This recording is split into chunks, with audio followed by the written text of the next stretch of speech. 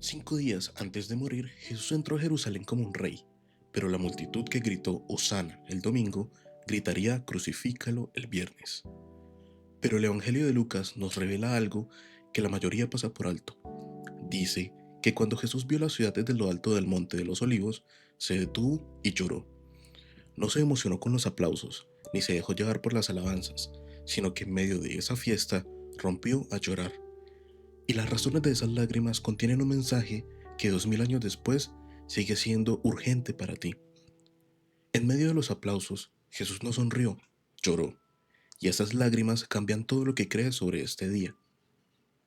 Para entender por qué Jesús lloraba, necesitas conocer el contexto. Jerusalén estaba a punto de explotar. Era la semana de la Pascua judía y la ciudad, que normalmente tenía 40.000 habitantes, se había llenado con más de 200.000 peregrinos. Los caminos estaban saturados, las posadas desbordadas, y el aire estaba cargado de expectativa política porque los judíos vivían bajo la bota del Imperio Romano y muchos esperaban que el Mesías viniera a liberarnos con fuerza militar. Y en medio de esa fiebre, Jesús hizo algo que debió desconcertar a todos. En vez de llegar en un caballo de guerra, que era el animal de los reyes conquistadores, eligió un burro joven, un pollino sobre el que nadie se había sentado jamás. Y esa elección no fue humildad pintoresca, sino cumplimiento exacto de la profecía de Zacarías. Mira que tu rey viene a ti, justo y salvador, humilde, montado sobre un burro. Y la multitud no lo entendió. Agitaron ramos de palma y gritaron, Hosana al Hijo de David, bendito el que viene en nombre del Señor. Pero la palabra Hosana no significa lo que la mayoría cree, no significa alabado sea Dios. En hebreo, Hosana significa literalmente, sálvanos, te lo suplicamos.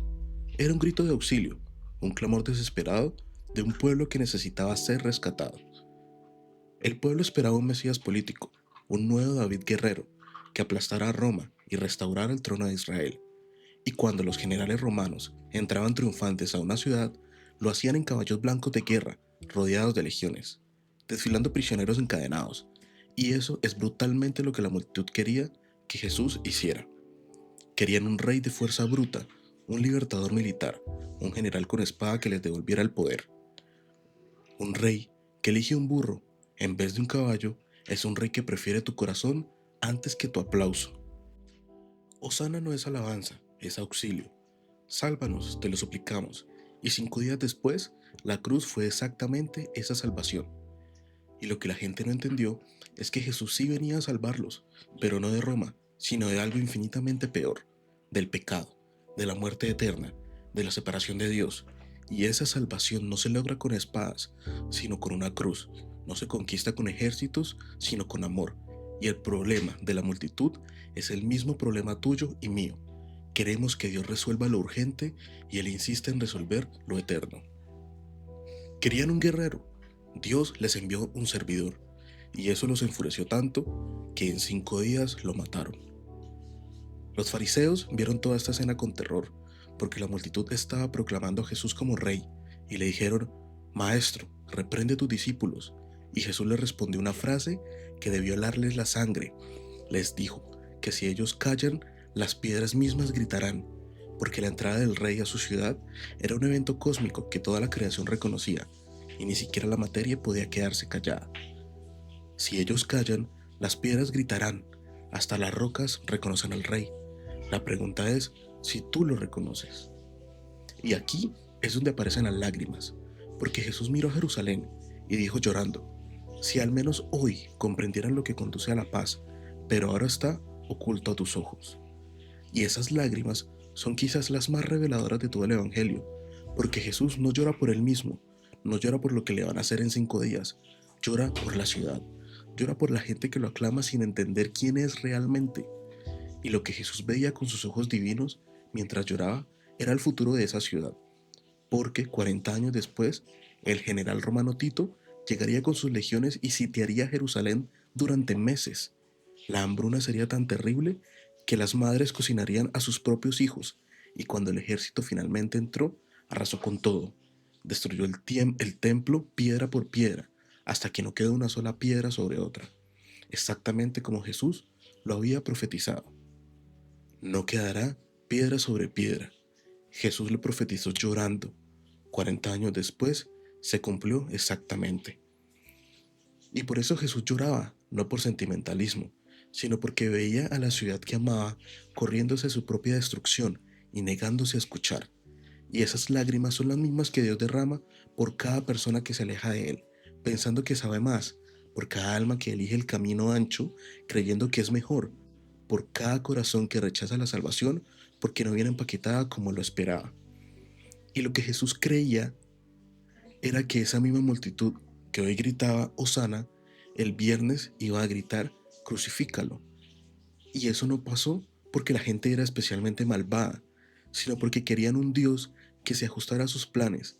Y cuando Jesús no cumplió sus expectativas de Mesías guerrero, decidieron que preferirían a Barrabás, un asesino real, antes que al rey que les ofrecía una salvación que ellos no entendían. Piénsalo, Pilato les dio a elegir entre Jesús y Barrabás, un asesino condenado, y la multitud eligió al asesino. Gritaron, suéltanos a Barrabás. Y el nombre de Barrabás en arameo significa literalmente hijo del Padre, lo cual crea la ironía más devastadora de la historia. Eligieron al hijo del Padre equivocado, soltaron al falso hijo para crucificar al verdadero hijo del Padre Celestial. La distancia entre Osana y Crucifícalo fue solo de 5 días, y esa distancia es más corta de lo que tú piensas. Y lo que hizo que la multitud cambiara tan rápido fue la desilusión, porque cuando Jesús entró a Jerusalén, no derrocó a los romanos, no estableció un trono político, no repartió poder entre los suyos, en cambio, volcó las mesas de los mercaderes, curó enfermos, enseñó sobre el perdón y habló de un reino que no es de este mundo. Y la gente se sintió estafada porque había apostado por un libertador político y Jesús le ofreció una liberación espiritual. Eligieron a un asesino antes que al Mesías, porque el Mesías no cumplió sus expectativas.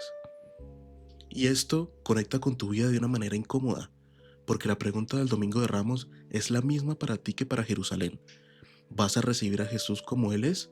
Manso, humilde, exigente de conversión, ¿o lo vas a rechazar porque no es el Dios que tú querías? Porque muchos queremos un Dios que nos resuelva los problemas instantáneamente, un Dios caballo de guerra. Y cuando Jesús llega en burro, pidiendo conversión, en vez de ofrecer conquista, nos decepcionamos. Es posible cantar Hosana en misa y vivir como si Dios no existiera el resto de la semana. Las multitudes nos enseñan la lección más incómoda del Evangelio, que los ramos sin conversión son puro teatro, que las alabanzas sin obediencia son solo ruido, y que la fe que solo aparece los domingos y se esconde el resto de la semana no es fe, sino un disfraz, y que Jesús llora por eso hoy, igual que lloró sobre Jerusalén. Llora cada vez que nos ve agitar nuestras palmas en misa y después vivir como si sus palabras no importaran. Después de la entrada triunfal, Jesús fue directamente al templo de Jerusalén, y lo que encontró allí lo enfureció. Mercaderes vendiendo palomas y animales de sacrificio a precios abusivos, cambistas cobrando comisiones extorsivas a los peregrinos, porque venían de lejos, en lugar de ser casa de oración, convertido en un mercado donde se explotaba la fe de la gente para enriquecerse. Para que entienda la magnitud del abuso, la ley exigía que los animales de sacrificio fueran perfectos, sin defecto, y los inspectores del templo rechazaban sistemáticamente los animales que los peregrinos traían de sus pueblos y los obligaban a comprar animales aprobados a precios 10 veces mayor, y el dinero romano tenía que cambiarse por moneda del templo, con comisiones escandalosas.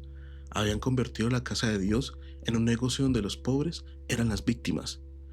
Convirtieron la casa de Dios en una caseta de cobro, y los pobres pagaban el precio más alto para adorar a su propio Padre. Y Jesús volcó las mesas de los mercaderes y los bancos de los que vendían palomas, y les dijo con una voz que debió resonar en cada columna del templo: mi casa será llamada casa de oración, pero ustedes la han convertido en cueva de ladrones. Y esa escena no es un acto de ira descontrolada, sino de amor furioso, porque Jesús estaba limpiando la casa de su Padre para que los pobres pudieran acercarse a Dios sin que nadie les cobrara por ese privilegio.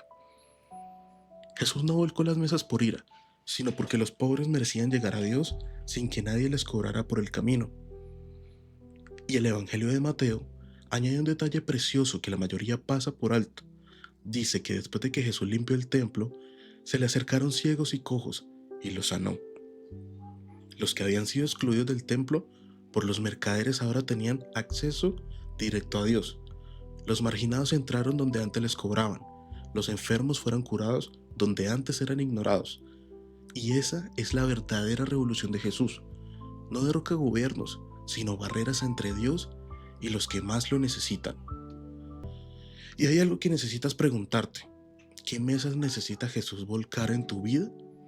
Porque todos tenemos un templo interior, un espacio sagrado en nuestro corazón, que debería ser casa de oración, pero que hemos llenado de cosas que no deberían estar ahí. La ansiedad que ocupa el lugar de la confianza, el resentimiento que bloquea el perdón, el materialismo que desplaza la gratitud, las distracciones que ahogan la oración. ¿Qué estás vendiendo en el templo de tu corazón? ¿Qué mesas necesita Jesús voltear en tu vida? Y eso es exactamente lo que Jesús quiere hacer con tu corazón en este domingo de Ramos. Entrar montado en humildad, volcar las mesas de todo lo que has puesto entre tú y Dios, limpiar el templo interior de tu alma, de las cosas que ocupan el lugar que solo Él debería tener, y restaurar en ti la capacidad de orar con verdad, de amar sin condiciones, de vivir como hijo de Dios y no como esclavo del mundo. Al día siguiente de la limpieza del templo, Jesús vio una higuera llena de hojas junto al camino, y se acercó buscando frutos, pero no encontró ninguno, y la maldijo diciendo, que nunca más nadie coma fruto de ti. Y al día siguiente la higuera estaba seca desde la raíz. Y eso no fue una rabieta divina, sino una parábola viviente. La higuera representaba a todo aquel que tiene apariencia de fe por fuera, pero no produce frutos por dentro. Tener hojas es ir a misa el domingo. Tener frutos es vivir el Evangelio el lunes. Dios no busca hojas, Dios busca frutos. Y ese es el examen de conciencia del Domingo de Ramos. ¿Tu fe produce frutos reales o solo hojas bonitas? ¿Perdonas de verdad o solo dices que perdonas? ¿Amas al prójimo con hechos o solo con palabras? ¿Tu oración transforma tu vida o es solo un hábito mecánico? Porque Dios no se impresiona con las hojas de tu religiosidad.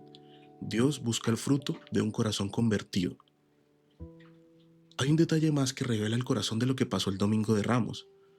Cuando la multitud gritaba Hosana, los fariseos le dijeron a Jesús que callara a sus seguidores, y Jesús les respondió, les digo que si ellos callan, las piedras mismas gritarán, porque la entrada del rey a su ciudad era un evento cósmico. Toda la creación estaba vibrando con ello, y ni siquiera las piedras podían contenerse. Y es que toda la creación reconoce a su creador. El mar se calmó cuando él le habló. La higuera se secó cuando él la maldijo. El sol se oscureció cuando él murió, y la tierra tembló cuando resucitó. Cada elemento de la naturaleza obedece su voz instantáneamente, y sin embargo, los seres humanos, la única creación hecha a su imagen y semejanza, somos los únicos que le decimos que no. Somos incluso más tercos que las piedras. Pero hay algo que tú no puedes olvidar, los niños.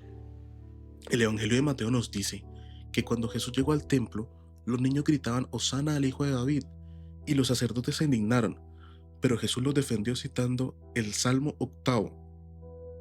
De la boca de los niños y los que maman, perfeccionaste la alabanza, porque los niños reconocieron al Rey cuando los adultos expertos en teología no pudieron, y debería hacernos reflexionar sobre cuánto nos complica la mente lo que el corazón sencillo entiende sin esfuerzo.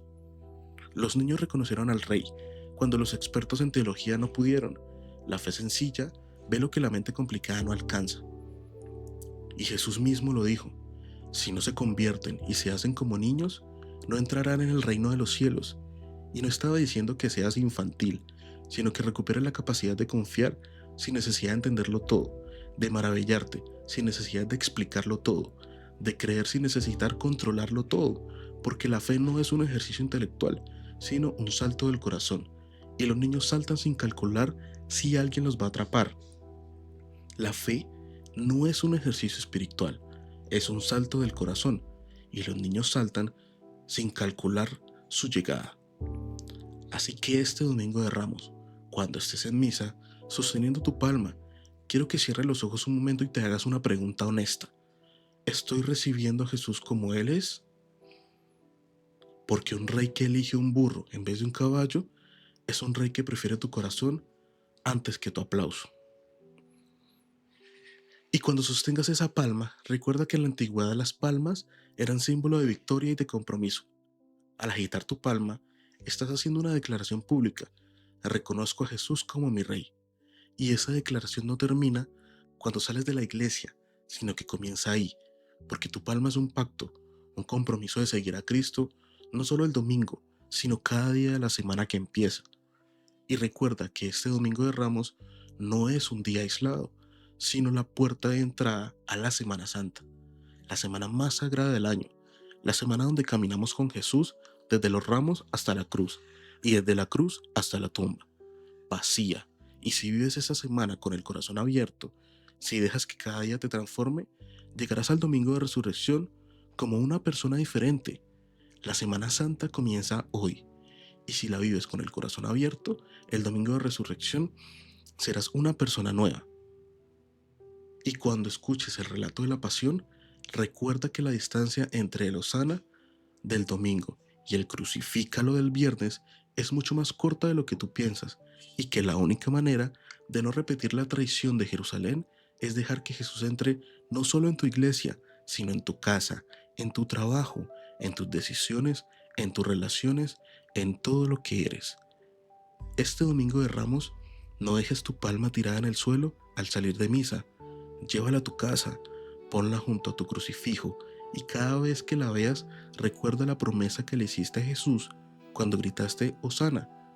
Recuerda que le pediste que te salvara y que Él te respondió desde la cruz. Si este video tocó tu corazón, compártelo con alguien que necesita escucharlo. Suscríbete al canal y activa las notificaciones para no perderte las reflexiones de Semana Santa que vienen. Que Dios te bendiga y que este Domingo de Ramos tu Hosana sea de verdad. Amén.